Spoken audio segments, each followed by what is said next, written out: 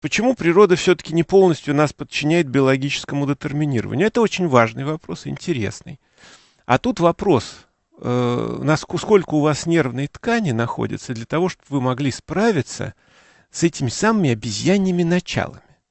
Ну, вот шимпанзе, например, молодые шимпанзе, с ними выступают в цирке. Они там показывают всякие фокусы, такие умненькие, хорошенькие. А когда станут старые шимпанзе, они понимают, что и так кормить будут хорошо, можно при этом ничего не делать. Как они соображают, с ними перестают выступать. Обратите внимание, у нас то же самое происходит среди людей. Там. Пока молодой, там их используют всячески. А потом, когда стареет и начинает разбираться, что им попользовались, он почему-то перестает выступать в цирке по заданию. Это очень интересное наблюдение. Так вот, а если уж всерьез говорить об этом, то на самом деле вот это вот природа нас не подчиняет полностью, то есть подчиняет полностью. У нас масса людей, которые полностью подчинены этому делу. Но есть такие, которые нет.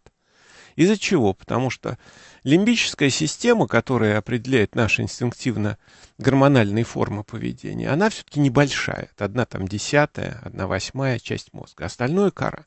И вот как только в эволюции размер неокортекса, то есть с бороздами извилинами, достиг такого размера, что смог противостоять инстинктивно-гормональным формам поведения, ну хотя бы с возрастом, когда гормонов поменьше вырабатывается, то сразу произошел вот этот вот баланс. Чем больше нарастал неокортекс, тем меньше человеческое поведение подчинялось животным механизмам инстинктивно-гормональным.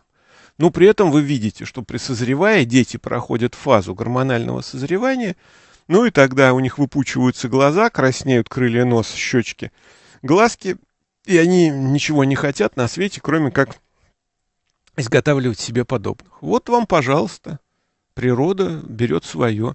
Это момент полного подчинения рассудочной деятельности инстинкту размножения. Вот, пожалуйста.